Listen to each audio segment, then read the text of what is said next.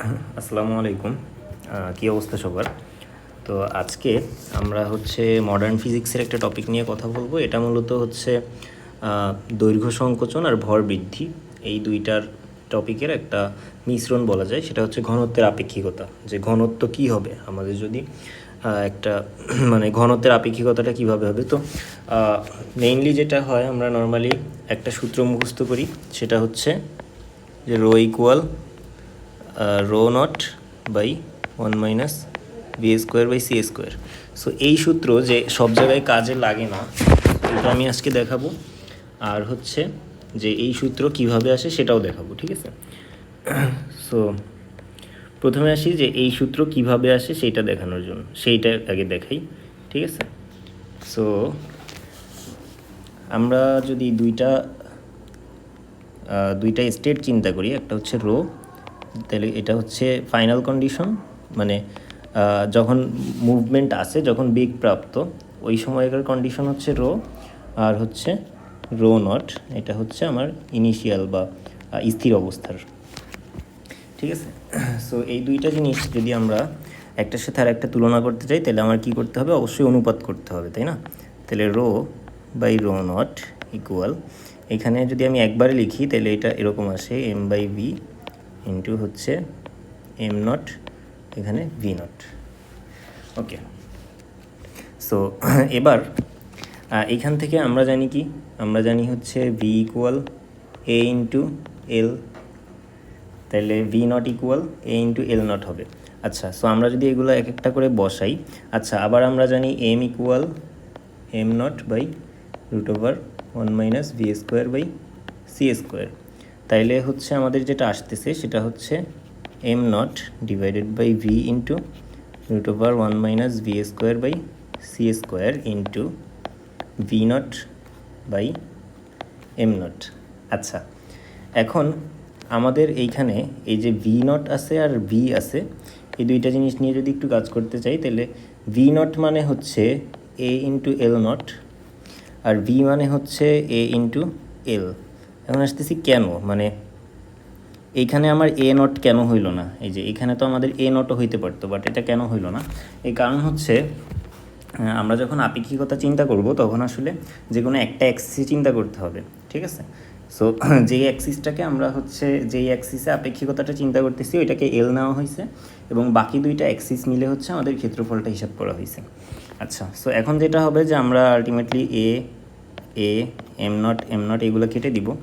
তাইলে আমাদের কাছে যেটা থাকে সেটা হচ্ছে L by L not into 1/√1 minus V square by C square.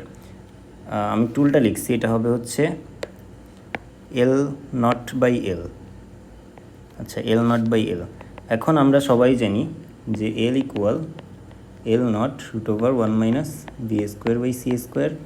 তাইলে আসলে আমাদের যেটা থাকে সেটা হচ্ছে L naught divided by L naught √1 minus V square by C square into 1/√1 minus V square by C square. Okay, তাইলে এইখান থেকে আমরা কি পাচ্ছি? আমাদের এল নট কেটে যাচ্ছে, থাকতেছে 1/1 minus V square by C square. এই সাইডে আমাদের ছিল রো বাই রো নট, ঠিক আছে? তো আমরা যদি এই রো নটটাকে এই পাশে পাঠিয়ে দিই, তাইলে আসলে আমাদের যেটা থাকে সেটা হচ্ছে rho equal rho not divided by 1 minus V square by C square. এখন কথা যে এই সূত্রটা আমাদের তখনই ঠিক আছে যখন আমাদের ভি ইকুয়াল এ ইন্টু এল আমরা নিতে পারবো, ঠিক আছে? এখন আমাদের এইখানে কি দেওয়া আছে? একটা গ্রহ সম্পর্কে বলা আছে।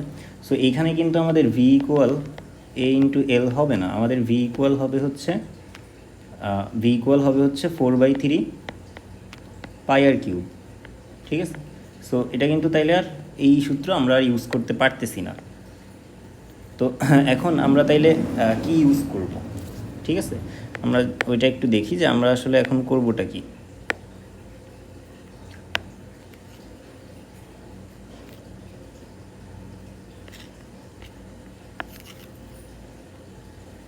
আচ্ছা, এখন আমরা একটা কাজ করতে পারি, সেটা যে আমরা একটু আগে যে অ্যাপ্রোচটা দেখলাম, এই অ্যাপ্রোচে আমরা ভি এর জায়গায় 4/3 পাই আর কিউব ইউজ করে আমরা সলভ করতে পারি। আরেকটা যেটা করতে পারি সেটা হচ্ছে আমরা তো জানি যে রো ইকুয়াল m/v, তাই না? সো আমরা এমটা বের করব, ভিটা আলাদাভাবে বের করব। ভি বের করার জন্য আমাদের হচ্ছে দৈর্ঘ্যের আপেক্ষিকতাটা বের করতে হবে, এম বের করার জন্য ভরের আপেক্ষিকতাটা আমাদের হিসাব করতে হবে। সো দুইটা করে আমরা লাস্ট রোটা চাইলে বের করতে পারি। সো আমাদের কাছে দুইটা অপশন। সো আমি দুইটাই দেখাচ্ছি, সমস্যা নাই।